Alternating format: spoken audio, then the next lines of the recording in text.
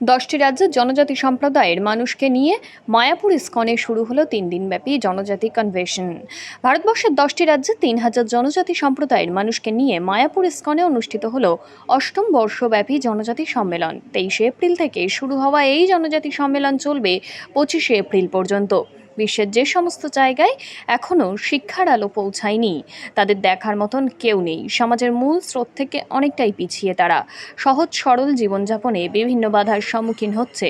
সেই সমস্ত মানুষদের মধ্যে শিক্ষা, স্বাস্থ্য, পরিবেশ এবং তারা যাতে জীবনের আদর্শকে পাথেয় করে এগিয়ে যেতে পারে এবং শ্রী চৈতন্য মহাপ্রভুর প্রেম ধর্মকে অবলম্বন করে মূল স্রোতে ফিরে আসতে পারে, সমাজের পিছিয়ে পড়া মানুষ হিসেবে যাতে নিগৃহীত হয়ে না পড়ে, সমাজে যাতে মাথা উঁচু করে বাঁচতে পারে, সেই লক্ষ্যে এই জনজাতির সম্মেলন। একই সাথে জনজাতি মানুষদের মধ্যে যাতে মহাপ্রভুর মানব ধর্ম চেতনা জাগ্রত হয় এবং সমাজে যাতে মাথা উঁচু করে থাকতে পারে, এই লক্ষ্যে বিভিন্ন রাজ্যের জনজাতি মানুষদের একত্রিত করে এই সম্মেলনের আয়োজন করলো মায়াপুর ইস্কন।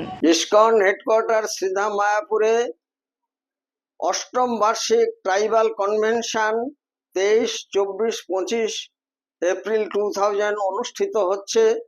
ভারতবর্ষের বিভিন্ন প্রান্ত থেকে 11টা প্রদেশ থেকে 3000 ভক্তবৃন্দ এখানে সমবেত হয়েছেন। জনজাতির মানুষ, পিছড়েবর্গের মানুষ, তাদের শিক্ষা, স্বাস্থ্য, বাসস্থান এবং বিভিন্ন প্রকার সহায়তা ইস্কন থেকে করা হচ্ছে।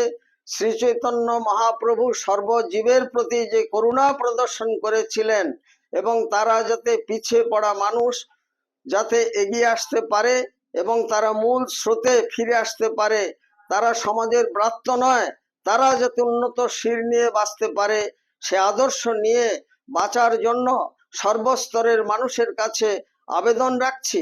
লিভ অ্যান্ড লেট লিভ, এই আদর্শ নিয়ে আপনারা এগিয়ে আসুন, এই আবেদন রাখছি।